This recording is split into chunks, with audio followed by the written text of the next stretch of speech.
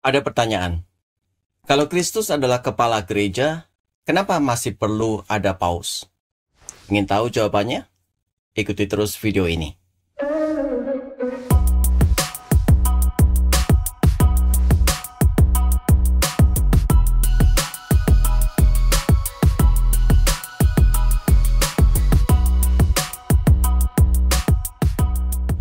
Hai, saya Stefanus Tay. Selamat datang di Katolisitas.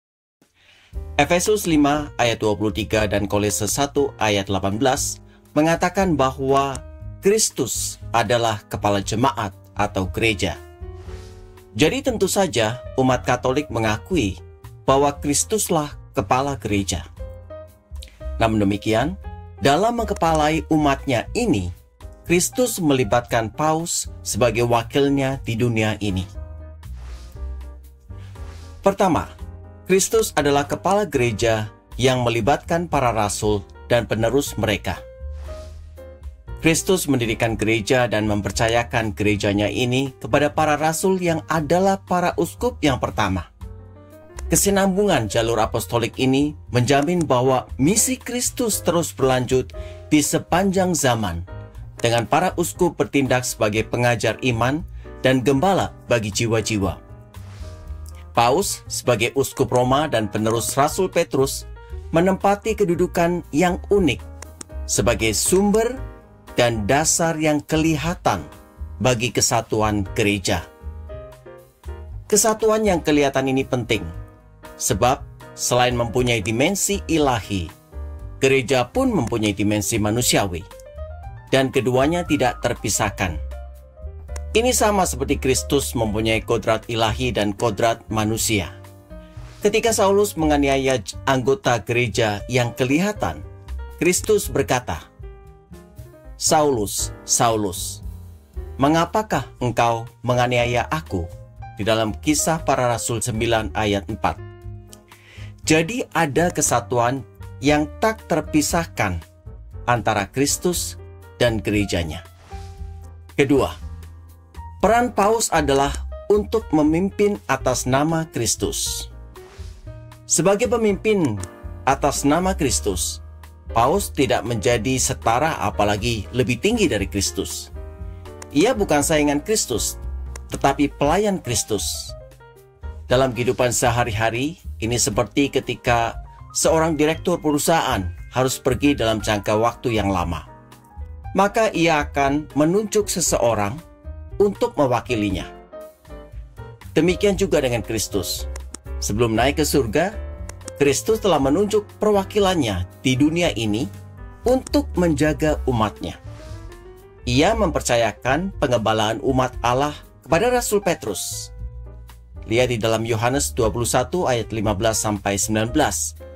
Dan karena gerejanya dikehendaki Kristus untuk tetap ada di sepanjang zaman, maka tugas pengembalaan ini dilanjutkan oleh paus sebagai penerus Rasul Petrus. Keberadaan paus sebagai pemimpin gereja yang kelihatan ini penting, sebab Kristus menghendaki gerejanya ini kelihatan, seperti kota yang terletak di atas gunung tidak mungkin tersembunyi. Matius 5 ayat 14. Paus sebagai pemimpin gereja yang kelihatan ini bertugas mewakili Kristus.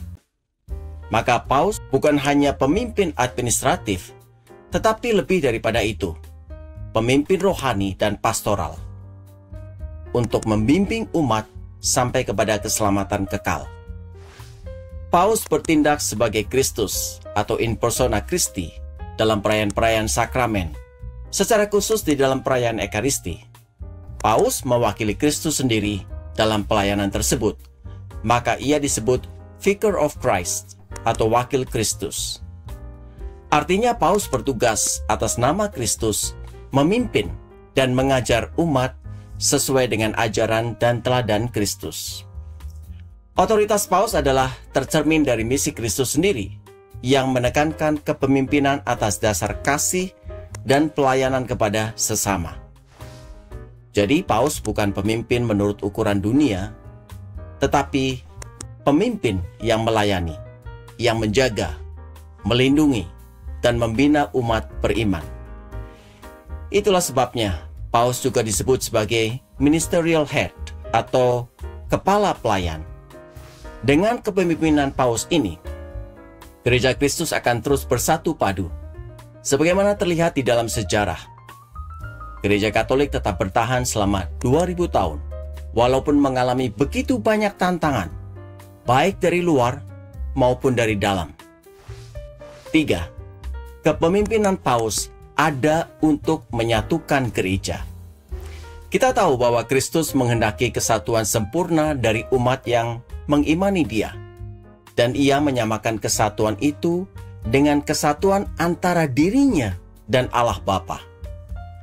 Artinya, Tuhan Yesus mau agar umatnya sungguh-sungguh menjadi satu, sebagaimana dikatakannya dalam Yohanes 17. Karena itu, wakil Kristus yang kelihatan di dunia ini bertugas menjaga kesatuan umatnya dalam ajaran, liturgi, dan kepemimpinan, agar mereka benar-benar menjadi satu. Hal ini jelas kita lihat dalam peristiwa kunjungan Bapak Paus Fransiskus ke Indonesia tanggal 3-6 September 2024 yang lalu. Umat Katolik di seluruh Indonesia berkumpul, berdoa, mendengarkan pengajarannya, dan memecahkan roti atau Ekaristi sebagai satu kesatuan, khususnya yang hadir dalam Misa Kudus di GBK. Ini sama seperti yang terjadi dalam jemaat perdana yang tercatat di dalam Kisah Para Rasul 2 ayat 42. Mereka bertekun dalam pengajaran rasul-rasul dan dalam persekutuan, dan mereka selalu berkumpul untuk memecahkan roti dan berdoa. Maka kesatuan itu mencakup pengajaran, persekutuan, perayaan iman, dan doa. Paus menjadi pemersatu para uskup dan umat, dan kuasanya bersifat universal. Katekismus mengajarkannya demikian. Paus, uskup Roma, dan pengganti Petrus merupakan asas dan dasar yang kekal dan kelihatan bagi kesatuan para uskup maupun segenap kaum beriman. Sebab Imam Agung di Roma berdasarkan tugasnya, yakni sebagai wakil Kristus dan gembala gereja semesta, mempunyai kuasa penuh, tertinggi, dan universal terhadap gereja. Jadi apa kesimpulannya? Gereja Katolik mengajarkan bahwa Kristus tetap adalah kepala gereja yang membimbing gereja melalui Roh Kudus. Namun karena gereja selain mempunyai dimensi ilahi yang tidak kelihatan, juga mempunyai dimensi manusiawi yang kelihatan. Maka dalam memimpin gerejanya, Kristus memberikan kuasa kepada Paus selaku penerus Rasul Petrus sebagai wakilnya dan kepala pelayanannya. Karena itu, kepemimpinan Paus ada untuk mewujudkan kepemimpinan Kristus dalam melayani umat beriman dan memajukan persatuan di dalam gereja. Dengan demikian, Kristus dapat memimpin dan menggembalakan umatnya secara kelihatan sampai akhir zaman. Terima kasih dan sampai berjumpa di video berikutnya.